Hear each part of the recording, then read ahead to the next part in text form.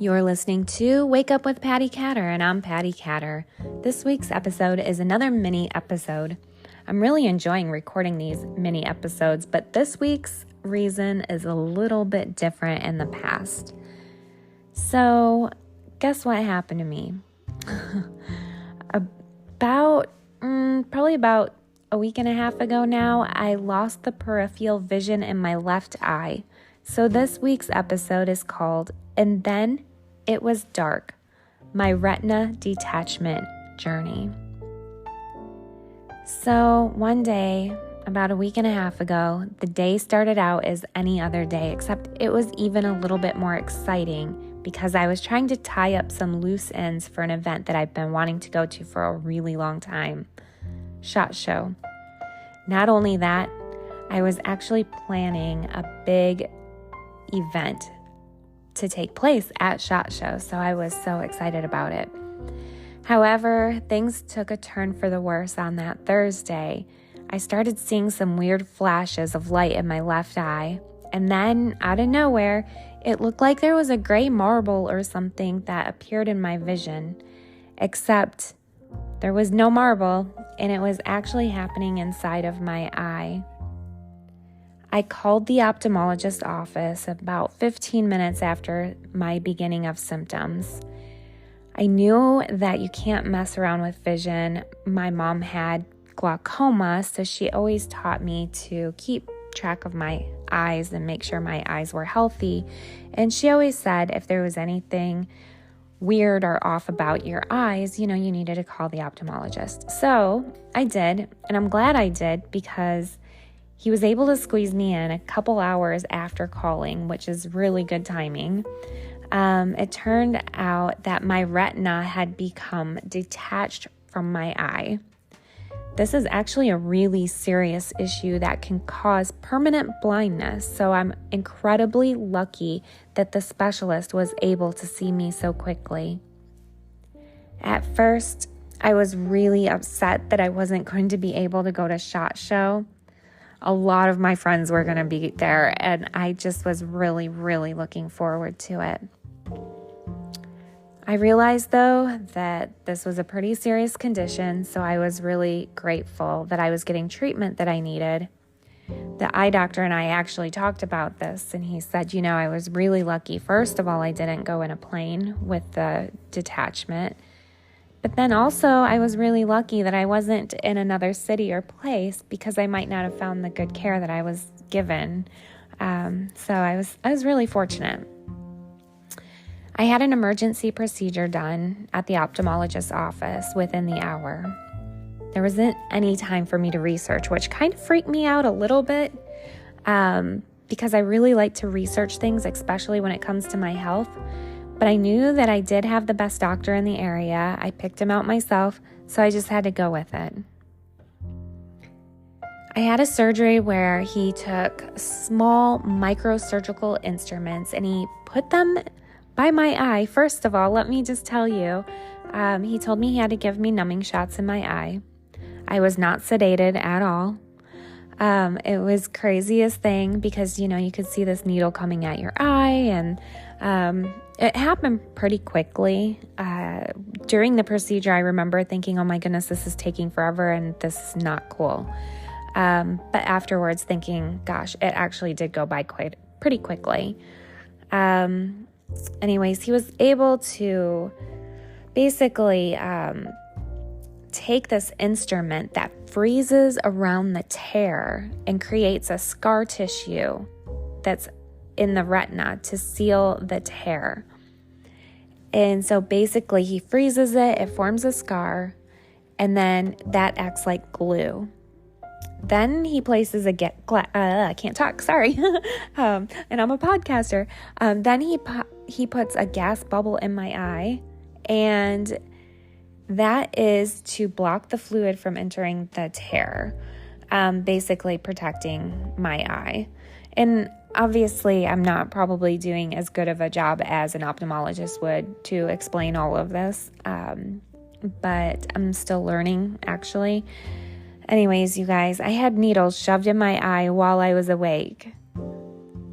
That was really in itself quite the experience. I had surgery on the white part of my eye. So right after the surgery, I couldn't really see what it looked like. I just know it was bloodshot. I know that during the surgery, my pressure went up to 60 at one point, which is really dangerous. But after surgery, my eye was patched up. I was told to keep my head tilted to the right at all times until the next morning, 24 hours later. So I went into the office. The doctor took my patch off. He told me that everything was looking good. And he told me I had to continue to keep my head tilted to the right for several days. So I think it was about 5 days altogether. And then I finally went back to see him. And oh my goodness, let me tell you, in that 5 days, my body hurt so bad. My ankle, my knee, my hip, my shoulder, my arm, my ear, just from laying on the right side for all that time. I was able to get up, use the restroom, take a quick shower, and go back and lay down. Mind you, showering even, I had to keep my head to the right.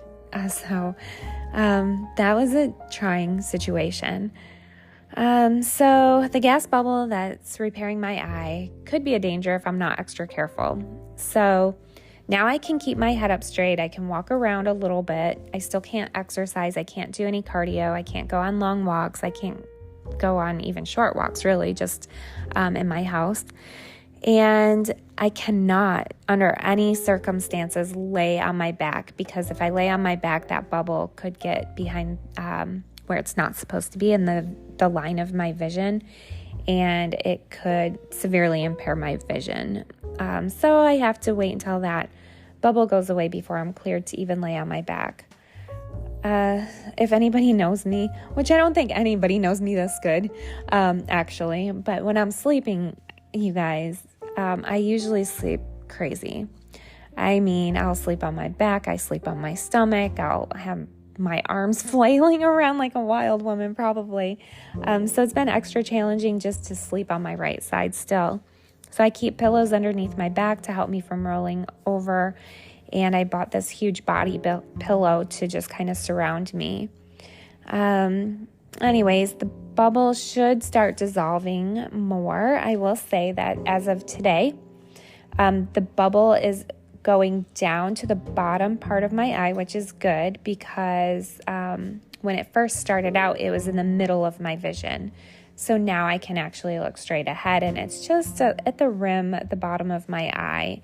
So my vision's coming back, and I am super, super thankful about that. Some gas bubbles can last up to 6 weeks, so it could be a little while before it's all gone, but my goodness, I'm so thankful for technology. I'm thankful for great doctors. I'm thankful to live in the United States where we have great doctors and facilities like this. I'm glad that the retina didn't detach in Vegas or in the air. I could have lost my vision completely. So right now, my vision, like I said, it is getting better. Thank you all for the well wishes. I still have to be a couch potato for about another week, and then I can start walking for exercise again gently. And within the few weeks, I'll be able to hit the gym and get back to life. So if you notice any of these symptoms in yourself, or if you hear a friend talking and say that, geez, my vision's blurry, I have an inability to see as well as I did in dim light, any partial loss of vision, seeing flashes of lights, seeing spots, sensitivity to lights, temporary loss of vision in one eye, tunnel vision, or any vision loss, call your eye doctor and get in for an appointment, because you could literally save your vision. I'm so glad I'm not living in a different time era too, or in a third world country. So thank you very much to my ophthalmologist. They're in Bradenton, and I will give a shout out to him, hopefully on a show soon, because I'd like to have him on my podcast. To those I missed at SHOT Show, I'm so sorry I missed you this year, but let's try to make it a point to connect.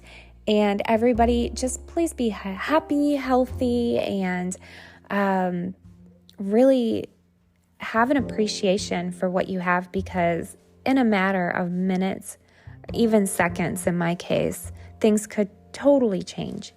So just embrace the life that you have and live it to the fullest. Thank you for listening, and keep on tuning in. Go back and listen to previous episodes that you may have missed, maybe. Share this one with your friends. This one's actually a really important one and a very personal one for me. So take care. Until next time.